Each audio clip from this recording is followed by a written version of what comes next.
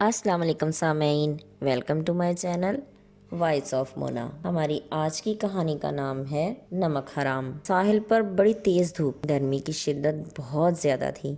वो एक पत्थर पर बैठा गहरी सोच में गुम था। फिर अचानक उसे ख्याल आया, कल उसे वापस अपने शहर जाना है। मुराद इन्हीं सोचों में गुम उठ के चल दिया, घर आके सो गया। सुबह सवेरे उठा, उसे ट्रेन पकड़ना थी। तैयार होकर चल दिया। सफर काफी लंबा था। वो अब अपने आबाई शहर पहुंच चुका था।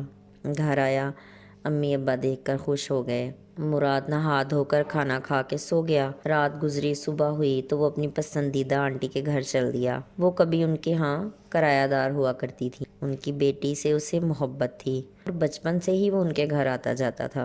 आंटी जुबैदा की दो बेटियां थीं, एक का नाम अतिया और दूसरी का नाम शाजिया। वो अतिया का दीवाना था। मुराद खुद तो बहुत खूबसूरत था, लेकिन अतिया गहरे सांवले रंग की थी। नैन नक्श भी आम से थे, बस उसके बाल लंबे थे। जुबैदा मुराद को अपना बेटा समझती थी। उसे पता नहीं था कि वो आस्तीन का सांप है और उसकी इज्जत पमाल करने के लिए आता है। अतिया उसे देखकर खुश हो गई। कहाँ थे तुम? मेरी याद नहीं आई?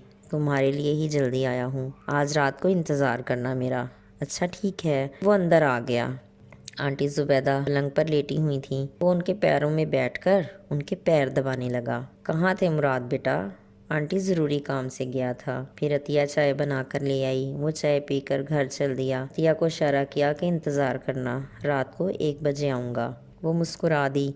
अतिया ने हस्बे आदत माँ को चाय में नींद की दवाई दी। बहन ये सब जानती थी। वो सामने वाले घर में लड़का था, उसको मिलने जाती थी। दोनों बहनें मिलकर माँ की आंखों में धूल झोंक रही थीं। जैसे ही 1 बजा, शाजिया दबे पांव सामने वाले घर की बैठक में घुस गई। अब अतिया मुराद का इंतजार कर रही थी।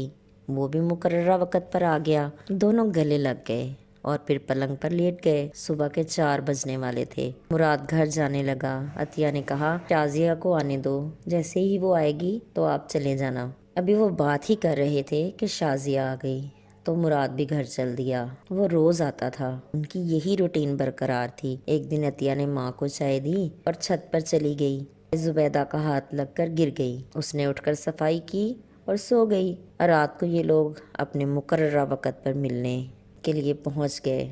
शाजिया भी सामने वाले घर में जा चुकी थी। मुराद अतिया के साथ लेटा हुआ था कि जुबैदा आ गई। उसने बेटी को मुराद के साथ गैर हालत में देख लिया था। वो बिला दरेग मुराद को बुरा भला बोले जा रही थी और बेटी को मार रही थी। इतने में शाजिया भी बाहर से आ गई। जुबैदा ने कहा, तुम कहाँ थी?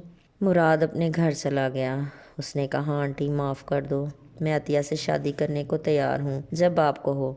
फिर वो मान गई। कुछ दिन बाद पता चला शाजिया माँ बनने वाली है। जुबैदा के पैरों के नीचे से ज़मीन निकल गई। उससे पहले वो मुराद और अतिया को बता चुकी थी। मुराद ने अकेले में उससे कहा, तुम मेरे साथ गलत ताल्लुक रखोगी तो तुम्हारा बच्चा ज़ाया करवा दूंगा। और इस बात को शाजिया ने माँ और अतिया दोनों को बता दिया। अतिया और जुबैदा मुराद के खिलाफ हो गई थीं। अब बात बिगड़ चुकी थी।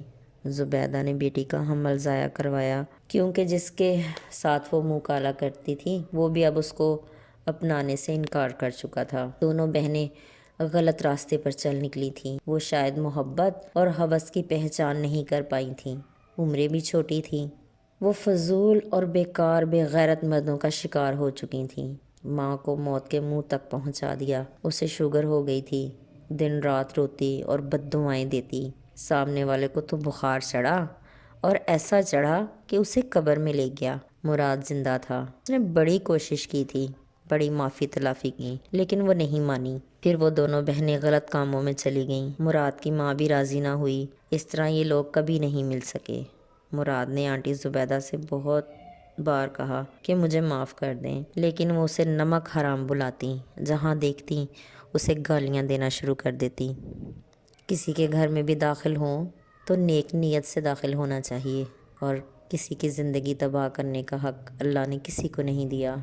इसलिए औरत की इज़्ज़त करना मर्द का फ़र्ज़ है, जो अल्लाह की तरफ से वाजिब किया गया है। जीते रहिए, खुश रहिए। मिलते हैं अगली कहानी के साथ।